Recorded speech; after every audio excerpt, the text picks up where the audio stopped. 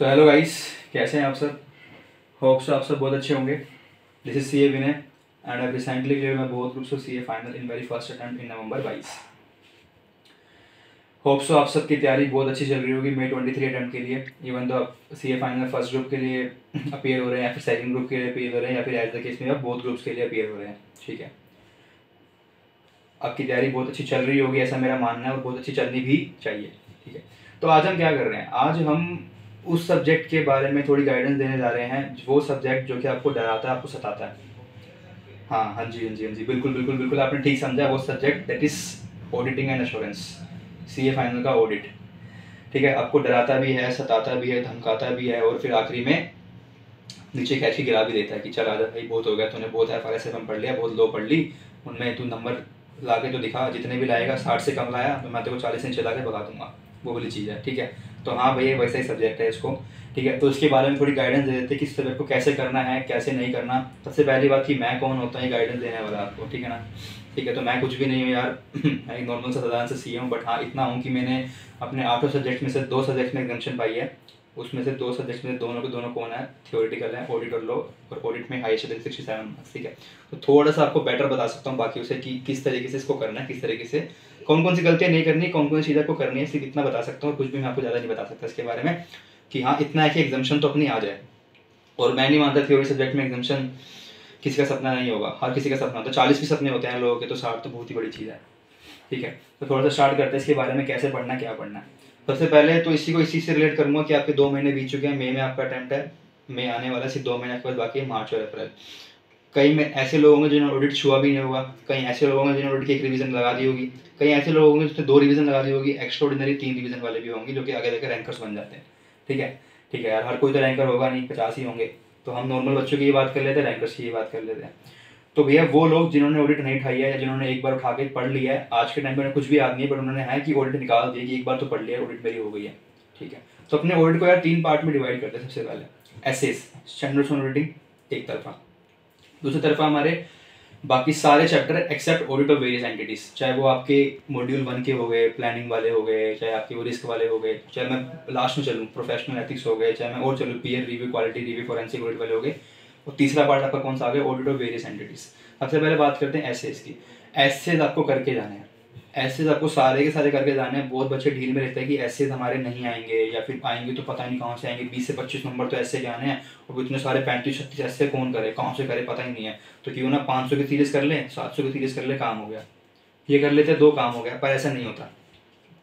ठीक है, सिर्फ ऐसे नहीं होता, आपको सारे के सारे ऐसे करने हैं, चाहे वो 200 की सीरीज है, चाहे वो 300 की है, 400 की है, 500 की है, 600 की है, 700 की है।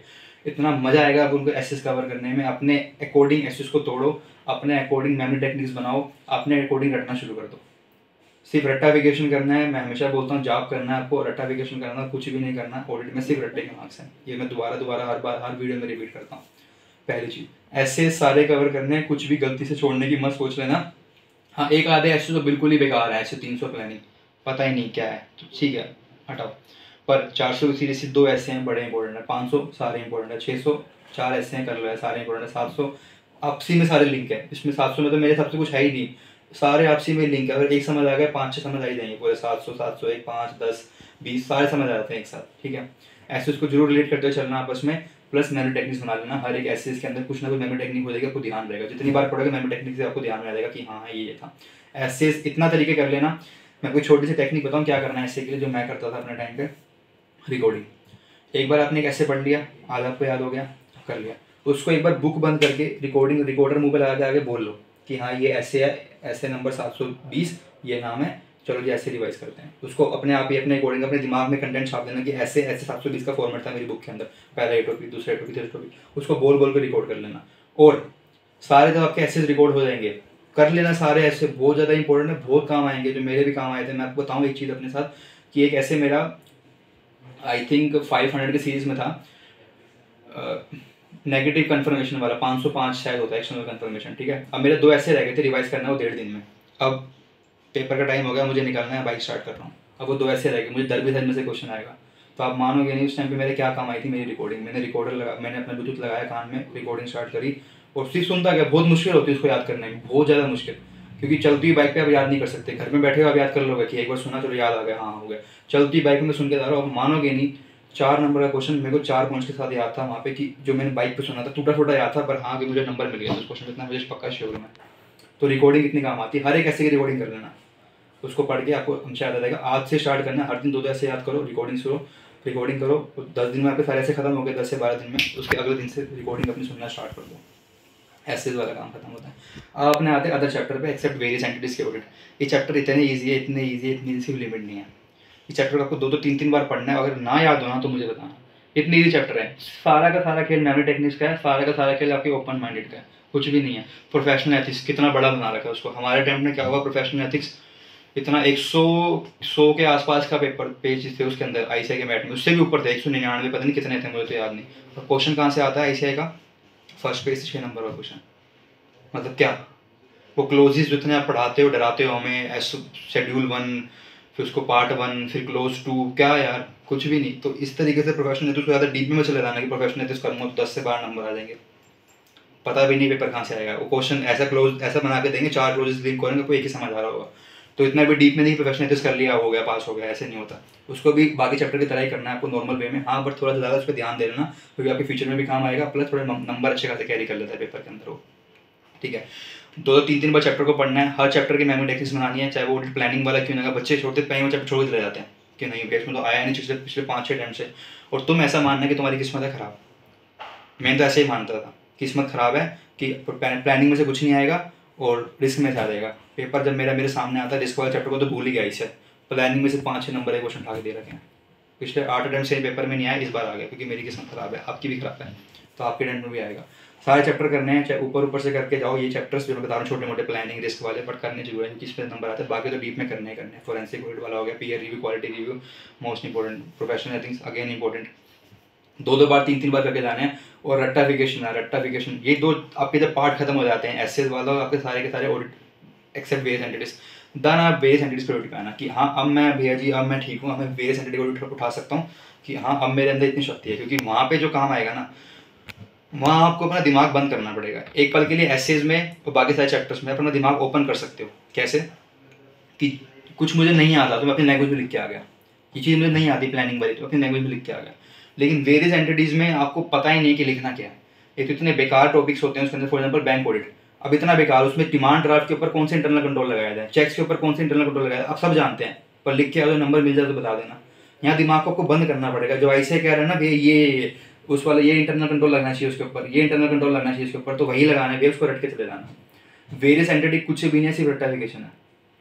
तभी इसको सबसे अलग लास्ट में छोड़ते हैं कि अब मेरे 2 पार्ट हो गए, अब मेरा 70 नंबर कवर हो गया, अब मैं 30 की तरफ बढ़ता हूँ। 30-35 ऊपर नहीं आएगा वेरियस एंटिटीज ऑडिट, चाहे वो इंश्योरेंस ऑडिट है, चाहे वो बैंक ऑडिट है, ठीक है, चाहे वो आपके एनबीएफसी वाले चैप्टर हैं, पीएसयूज वाले हैं, ये सब चैप्टर्स होते हैं, इनको आपको रट्टाफिकेशन करना है और कोई आपके पास ऑप्शन नहीं है। प्रॉपर रट्टा audit nothing, audit is nothing only रट्टाफिकेशन, ये मैं बात कहता हूँ, मानता भी हूँ, करता भी हूँ। पर पहले 2 पार्ट ऐसे वाला और दूसरे वाला पार्ट जो आपका था चैप्टर्स वाला, वो एक पल के लिए आपको ओपन माइंडेड चल जाएगा कि मैं ये लिख दूंगा अगर ये नहीं है तो। लेकिन ये वाली गलती कभी इसमें मत करना। वेरियस एंटिटीज में सबसे बड़े चैप्टर्स है वेरियस एंटिटीज के, आपके आईसीआई मैट के अंदर सारे कवर नहीं करना। हाँ कुछ टीचर की बुक रेफर कर लेना कि ये जो टॉपिक सेलेक्टिव है इसमें से क्वेश्चन पेपर में मिल ही जाता है, क्योंकि बैंक ऑडिट करने बैठ गया आईसीआई के मैट से तो फिर एक ही चैप्टर हो पाएगा। तो उस तरीके से भी नहीं करना है, आएगा 5 नंबर का लेगा आप 105 पेज, ऐसे भी नहीं होता है, ठीक है। बट सेलेक्टेड टॉपिक को करके जाने पड़ेंगे कि इसमें से कुछ मिल गया। एमसीक्यू के लिए अगेन मोस्ट इंपॉर्टेंट है, पर एमसीक्यू आपके इतने ज़्यादा खास नहीं होंगे, हार्ड नहीं होंगे, ईजी होंगे। ऑडिट के एमसीक्यू जनरली ईजी आते हैं क्योंकि उसमें क्या है बहुत सारी थ्योरी है, तो ऐसे भी बात जानते हैं। मैं कहीं से उठा के दे दूंगा तो लगनी फेल होना करना है हर किसी को, 10% बच्चा तो पास करना है ना। तो आईसीआई ऑडिट का जनरली नॉर्मल रखता है एमसीक्यू, पर पेपर बड़ा अलग रखता है। क्यों? क्योंकि अगेन सब्जेक्ट डराता भी, सताता भी और आखिरी में हार मनवा देता है। तो हार नहीं माननी, अपने करते रहना। ये स्ट्रेटजी फॉलो कर लेना। एसेज रिकॉर्डिंग कर लो, अभी स्टार्ट कर लो, इस वीडियो के बाद रिकॉर्डिंग करना स्टार्ट हो दो। अगर आप नहीं करते हो तो अपनी आवाज़ सुनने में क्या शर्म आती है यार। मैं ये वीडियो रिकॉर्ड करने के बाद अपनी आवाज़ सुनूंगा, तभी एडिटिंग करूँगा, तभी जाके यूट्यूब पर डालूंगा। आप भी यही काम कर सकते हो ना। अपनी आवाज़ सुनने में किसको शर्म आती है? हमें तो नहीं आती। अकेले बैठ के सुन लो, किसको शर्म आती है? वैसे आप गाने गुनगुनाते रहते हो, वैसे आप रिकॉर्डिंग नहीं कर सकते क्या? तो प्लीज़ कर लेना, पहली बात। बाकी सारे चैप्टर एक्सेप्ट वेरियस एंटिटीज उसको करते जाओ, ऊपर से 2-3 बार रीडिंग, समझ आ रहा है, याद हो रहा है, बस ये तरीका कंसेप्ट चल रहा है, समझ भी आ गया, याद भी हो गया। देन आप आएंगे वेरियस एंटिटीज पे। और ऑडिट एक ऐसा सब्जेक्ट है जिसको गलती मत कर देना कि मैं उसको 15 दिन करूँगा फिर 15 दिन बाद उठाऊँगा। हर दिन कर लेना। अब 15 दिन में 4 घंटे देने वाले हैं ना उसको, 2 घंटे कर दो उसको, लेकिन अगले 15 दिन कंटिन्यू रखना है उसको, 2-2 घंटे, टाइम वही बढ़ेगा। एक दिन भी रट्टाफिकेशन की आदत मत छोड़ना, ये दिमाग बड़ा शातिर है, ये फालतू चीज़ पर ज़्यादा ध्यान देता है, प्रैक्टिकल पार्ट पे, रट्टे वाले पार्ट में सोने लग जाता है। 2 घंटा कर दो दिन का, पर ऑडिट हर दिन पढ़ना है, चाहे सुबह 1 घंटा रात को 1 घंटा, लेकिन ऑडिट हर दिन पढ़ना है। टारगेट बेस, टारगेट बना के चलना है कि आज का ये टारगेट है, मैं करके ही मानूंगा। आज मुझे पीए रिव्यू खत्म करना है तो मैं करके ही मानूंगा। आज मुझे पीए रिव्यू के सारे क्वेश्चन खत्म करना है तो मैं करके ही मानूंगा। क्वेश्चनरी जरूर करके जाना, 1 2 3 4 क्वेश्चन ऐसे मुझे एज इट इज रिपीट होते हैं पिछले अटेम्प्ट से।